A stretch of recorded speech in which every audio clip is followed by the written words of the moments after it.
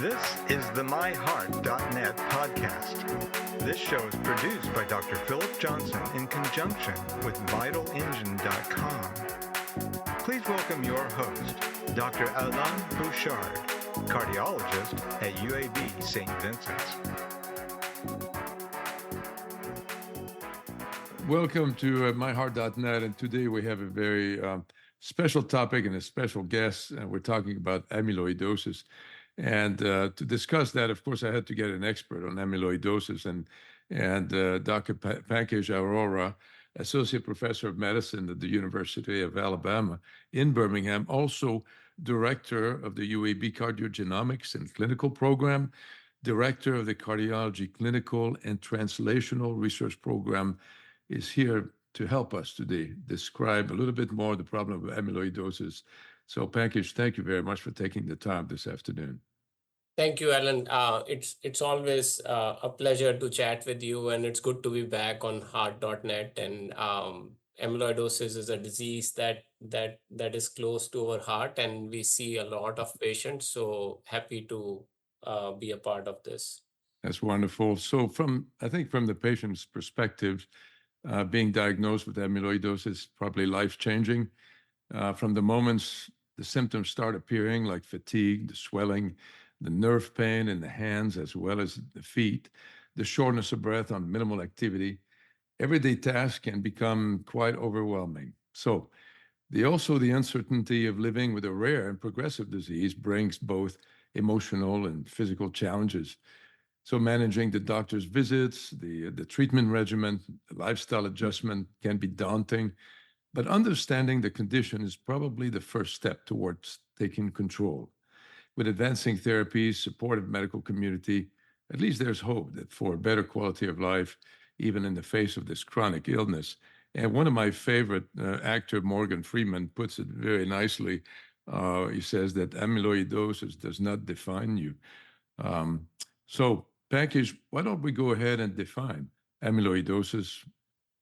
Yeah, Alan, amyloidosis was thought to be a rare disease, and the key word there is thought, because we had nothing to offer to our patients for decades, and which has sort of gone under a 360 shift. So it was thought to be a rare disease caused by the buildup of abnormal proteins called amyloid in organs and tissues, and these misfolded proteins can form deposits that interfere with the normal function. So, normal function of the heart, if amyloid deposits are there, it would stiffen the walls, impairing the heart's ability to fill, what we say restrictive cardiomyopathy and heart failure. Well, you pretty much defined a little bit what happens to the heart. How does it actually, what is that protein? What happens particularly with amyloidosis? Where's that protein made? How does it end up in the heart in the first place? Yeah, so that's a good question, that why does it affect the heart, or why does it go to the heart? This is because of the flow and the stress. So a lot of flow in the heart and the stress. So that's a nidus for the protein deposition.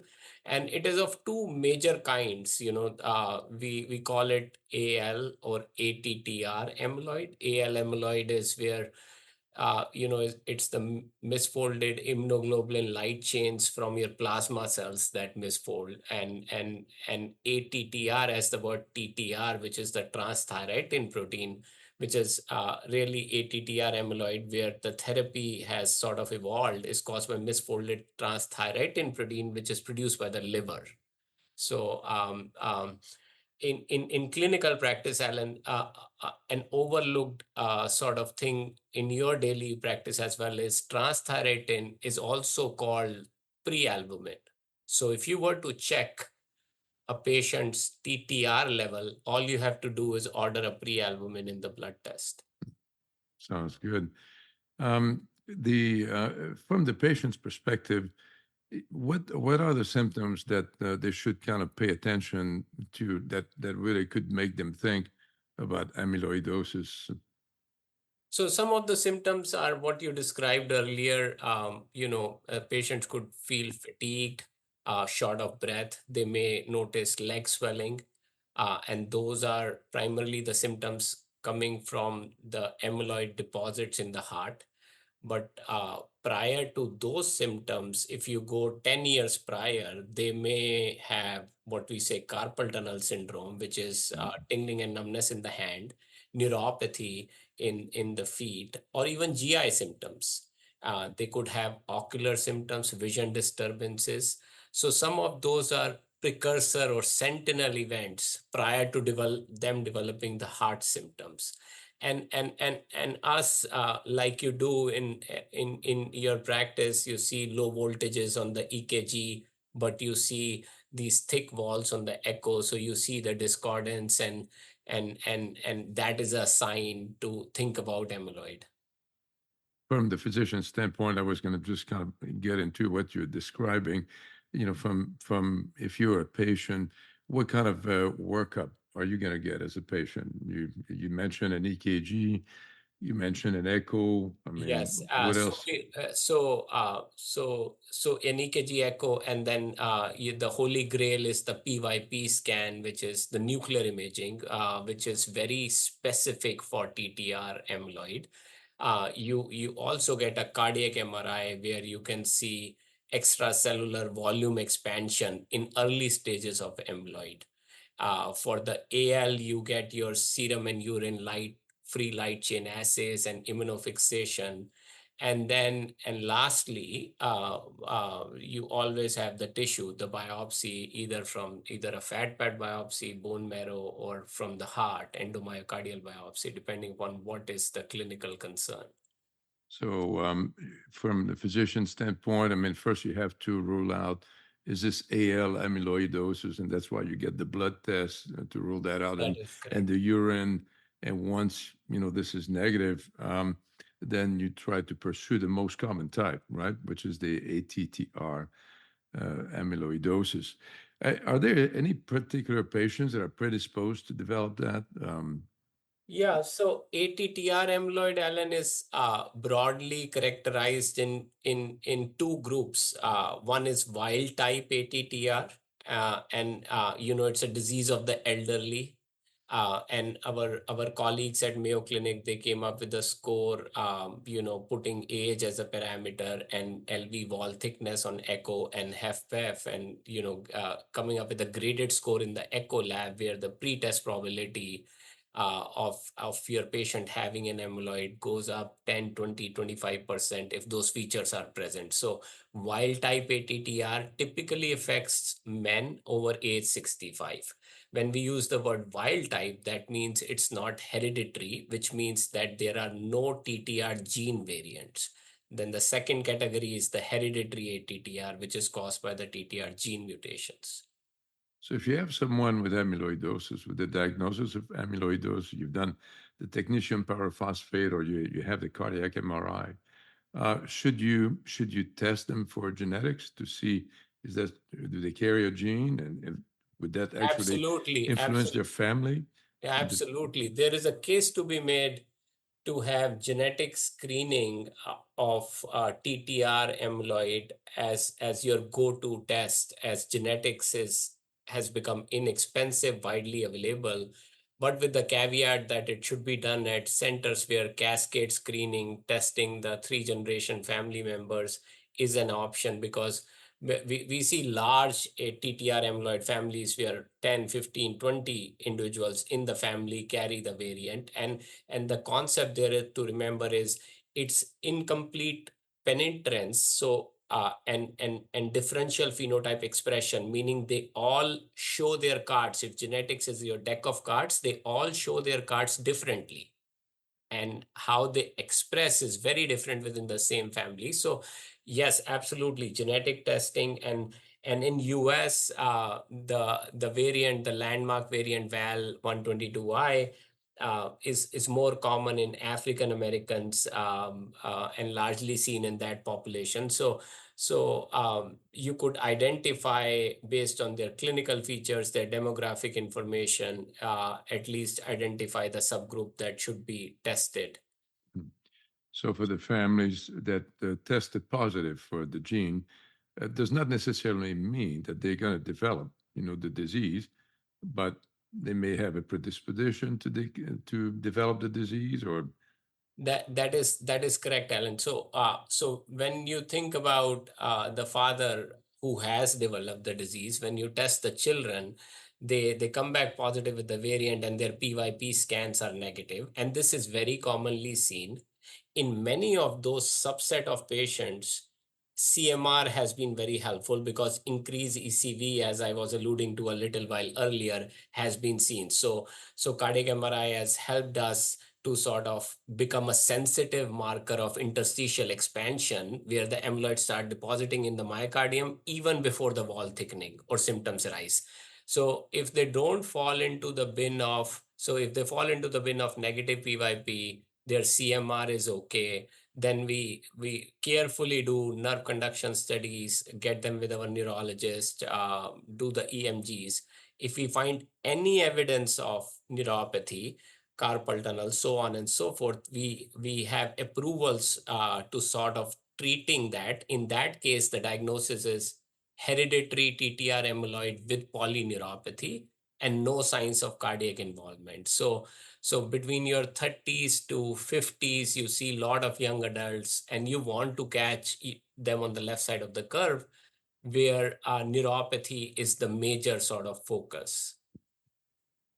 so if I have the gene, I mean, is there any, and I don't have amyloidosis yet, is there any kind of like lifestyle changes that I could make to really prevent the disease? Like, does exercise, eating right, managing your weight can help preventing Yes. the symptoms? So I'm very glad that you bring this up. We recently published a large-scale amyloid consortium work across the US and using the UK Biobank, all of us and the top med cohorts.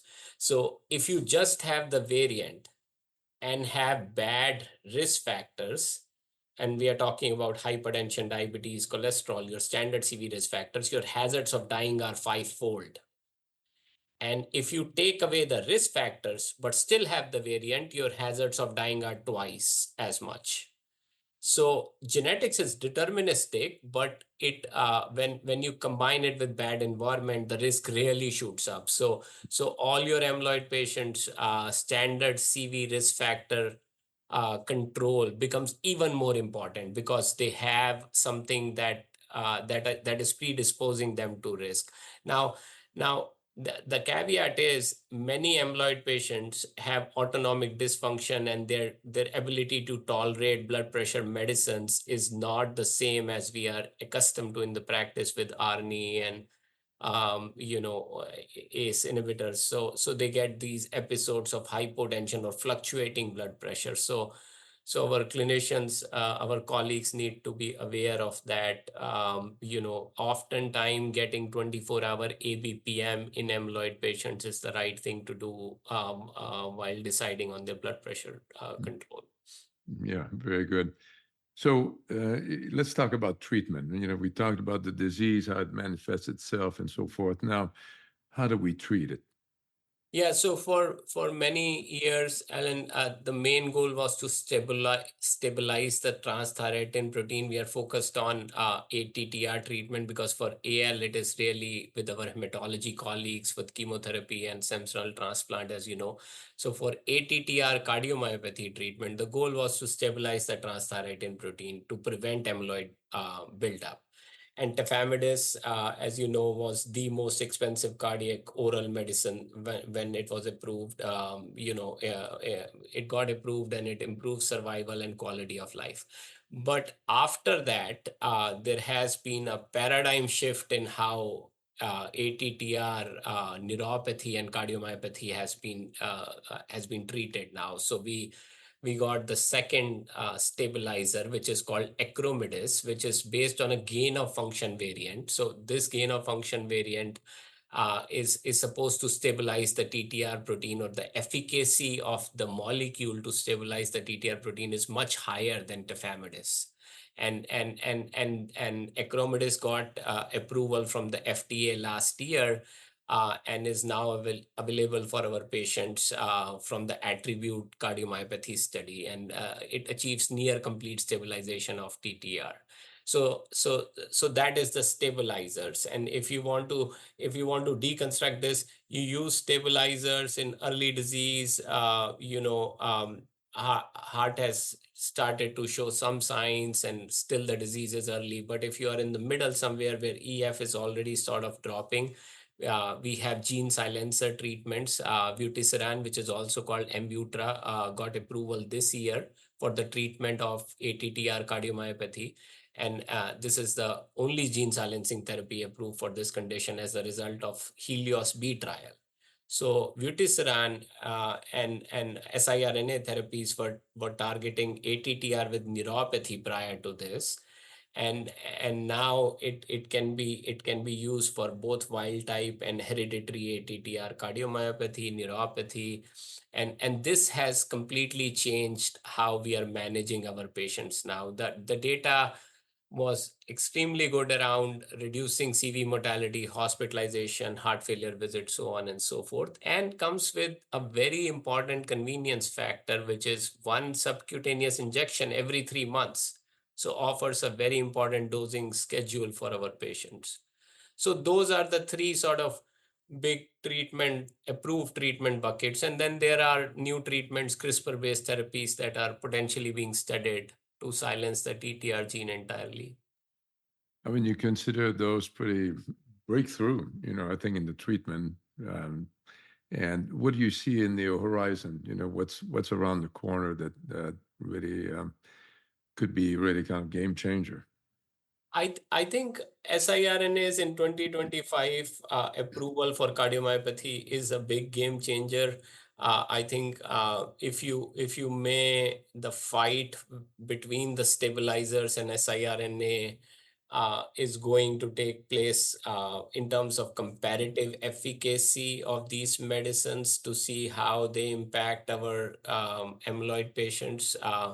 And that data we will get from real life observational studies, or there may be studies that will generate that data in future, and I look forward to reviewing those. But CRISPR based therapies are not far away. So the initial sort of preliminary experiments were published, and it completely knocks off the TTR gene, silences the TTR gene entirely. Then that is on the treatment side. What is on the diagnostic side, Alan, is also equally important, that we need more or tracers that we think can pick that early disease. Right now, correctly, our reliance on P is there when there is sort of enough deposition in the heart, but then we are trying to catch patients when there is not enough, and then there is CMR. So we are looking for tracers to improve detection in that pre-disease, early disease patient population. And then lastly, what I see is a lot of what you have established in your practice in sort of multidisciplinary care model, where you sort of engage with practices where the patients get their genetic screening, they get their siRNAs, and then stay with you and come to the specialty clinics once every 3 months or 6 months, and that increases awareness overall in the community. Yeah, I think it's important. Well, I'm glad that at least we have a amyloidosis center here with your center at the University of Alabama. And I think really appreciate the work that you do. And I think if we have a patient with a diagnosis of amyloidosis, maybe worthwhile to really kind of refer them to the UAB Center, where they can get a cascade testing on genetics and as well as maybe participate in some of the clinical trials that you have, because it's not very easy to get those patients approved, to get the medication. Those silencers are a lot of money. Yes. So you hit the nail on the head. UAB is fortunate to sort of have specialty pharmacy, where they work around for the patient assistance programs for these expensive medicines. And we are very fortunate that we live in an environment where major health system in the state of Alabama has sort of focused on this area, because we are moving like our oncology colleagues. So it is going to be targeted therapy for every disease in cardiology that is not ischemic in the near future. So that is how I see that. So we are starting, or we hopefully will be starting gene therapies for DCM later part of this year, and that is on the horizon for amyloid as well, the Very hereditary exciting. ATTR. Pankaj, thank you very much, Dr. Pankaj. Arora from the University of Alabama in Birmingham. Really appreciate your help and your expertise, and I hope our patients learned a lot from this. Yeah, thank you, Alan. It's always fun to do this and great seeing you. Thank you. Appreciate that. To learn more from our team of cardiologists, please visit us at MyHeart.net. You can also follow us on social media by searching MyHeart.net on Facebook and Twitter. And be sure to subscribe to this podcast so you don't miss our next episode.